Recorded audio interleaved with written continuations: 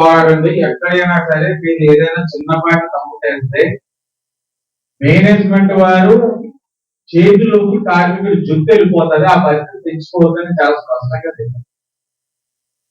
ఎవరి రాజకీయ ఆలోచనతో వాళ్ళు వెళ్ళడం జరిగింది. ఫైనల్ గా చూస్తే ఒక యూనియన్ వచ్చి, ఒక కూటమి వచ్చి 4 యూనియన్లు, మరో కూటమి వచ్చి 5 యూనియన్లు. గంట గుర్తు టీఎన్టీసీ ఒకరిగా సింగిల్ గా వెళ్ళింది. ఆ 2 యూనియన్లు ఒక కూటమికి వచ్చి 258 వచ్చింది, ఇంకో కూటమికి వచ్చి 228 వచ్చింది. సింగిల్ కి వెళ్ళిన టీఎన్టీసీకి 221 వచ్చింది. టీఎన్టీసీ వారు నాకు 221 వచ్చిందని చెప్పుకోగలుగుతారు. కూటమిలో ఉన్న పార్టీలు మరి ఎవరు అన్యాయం చేశారనేది వారి బాధ్యత లేదు. కలిసికట్టుగా ఇల్లుంటే మేనేజ్మెంట్ వాళ్ళని డిక్టేట్ చేసి మంచి అగ్రిమెంట్ చేసుకునేది. ఈ రోజున ఎవరి దారి వాళ్ళు వెళ్ళడం వల్ల అక్కడ ఇబ్బందికర పరిస్థితి. ఎన్నికల సమయంలో కూటమిగా మన ప్రయత్నం మనం చేసి, కానీ అక్కడ విచిత్రమైన పరిస్థితి. ఎందుకంటే ఒక కూటమిలో APL, Janasena, trade union, AITUC, united employees, PMAU, ఇంకో దాంట్లో INTUC, YSRCP, CITU, BMS, SWWA యూనియన్లుగా వాళ్ళు కనబడుతున్నారు. బయట వివిధ రాజకీయ పార్టీల్లో ఉన్న వాళ్ళు ఉదయాన్నే ఒక యూనియన్ లో కనబడుతున్నారు, సాయంత్రం అయితే ఇంకో కూటమిలో కనబడుతున్నారు. ఇవన్నీ చూసి మేము నిర్ణయించుకొని టీఎన్టీసీ అన్నది భూస్థాపితం అయిపోయింది. కొన్ని కారణాల వల్ల అసమర్థత పడుతుంది. మనకి మనంగా నిలదొక్కుందాం, మన సత్తా ఏంటో చూపిద్దాం. మంచి అగ్రిమెంట్లు చేసిన చరిత్ర ఉంది. మనం కూడా రాజకీయంగా నిలబడాలి కదా అని ఆలోచించి అక్కడ కార్మిక నాయకులు తీసుకున్న పేపర్ స్వాగతించాం. ఫైనల్ గా రిజల్ట్ వచ్చిన తర్వాత నాకు అర్థమైంది ఏంటంటే, సింగిల్ లార్జెస్ట్ పార్టీగా అక్కడ ఉన్న అన్ని యూనియన్లో బలంగా ఈ రోజున టీఎన్టీసీ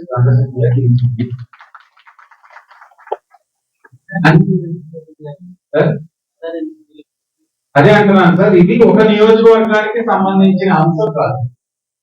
పేపర్ మిల్ అనే ఎలక్షన్ లోని 3 నియోజకవర్గాలకి సంబంధించిన ఓటర్స్ ఉన్నాయి. 700 ఓట్లు. రాజమండ్రి సిటీకి ఒక 300 ఉన్నాయి, రాజానగరం ఒక 280 ఎంతో ఉన్నాయి, రూరల్ వచ్చి ఒక 140 అలా ఉన్నాయి. 3 నియోజకవర్గాలకి సంబంధించిన పోటీలో కూటమిగా వెళ్ళే పరిస్థితులు అక్కడ కనబడాలి. అక్కడ సామాజిక వర్గ పరంగా కొన్ని సన్నివేశాలు కలిగింది. ట్రేడ్ యూనియన్ లీడర్స్ గా బయట కూటమిని ఆశీర్వదించినా లోపలికి వెళ్ళేసరికి వాళ్ళ వ్యక్తిగత అభిప్రాయాలు కనబడతా ఉంది. ఇన్ని సమీకరణలు ఇచ్చే కూటమిలో మాకున్న మంచి సాంప్రదాయం, మాకున్న సఖ్యతను పాడు చేసుకునే ఇంట్రెస్ట్ లేక కార్మికులకు ఏం చేసినా మీరు మేనేజ్మెంట్ కి లోటు అవ్వకుండా చెయ్యండి అని చెప్పారు. ఏముంది కాబట్టి స్పష్టమైన మెజారిటీ కాదు. అందరూ 200లో ఉన్నారు. అసలైన సంబరాలు. ఈ ఎన్నిక ఎవరు గెలవలేదు, ఎవరు ఓడలేదు. నెగ్గింది ఏపీ పేపర్ మిల్ మేనేజ్మెంట్. ఈరోజు రేపు అగ్రిమెంట్ లో కనబడతారు కార్మికులు. శాసనసభ్యుడిగా నేను చెప్పవలసింది చెప్పాను. నా ఇంటికి పిలిపించి 11 యూనియన్లు కలిసికట్టుగా వెళ్ళండి అన్నాను. సంప్రదించడానికి ప్రయత్నం చేశాం. సంప్రదించే ప్రక్రియలో టీఎన్టీసీకే ఉంది 30-40 ఓట్లు తప్ప అని నేరం కూడా చేసిన పరిస్థితులు ఉన్నాను. అయినా కూడా దిగముందుకొని కలిసికట్టుగా వెళ్ళండి అని చెప్పిన నా మాటని పెడదమని పడేశారు. ఈ రోజున మూల్యం చెల్లించుకున్నారు. గెలిపేవారు 5-6 యూనియన్లతో కలిసి మనం గెలుపుని అనుకుంటా ఉన్నాం. ఆ 5-6 యూనియన్లో నీ ఓట్లు ఎన్ని? ఈరోజు టీఎన్టీసీగా వీళ్ళు నాకు 221 ఉన్నాయని అంటున్నారు.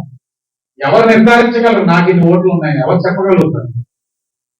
అందుకని ఇంకా విమర్శించడం మానేసి ఇప్పటికైనా మించింది లేదు. అక్కడ వచ్చిన 258 కానీ 241 కానీ 221 కానీ కలిసికట్టుగా మేనేజ్మెంట్ మీద పోరాడకపోతే మళ్ళా పేపర్ మిల్లో కార్మికులు గడ్డు కాలం ఉండాలి, మళ్ళా రోడ్డే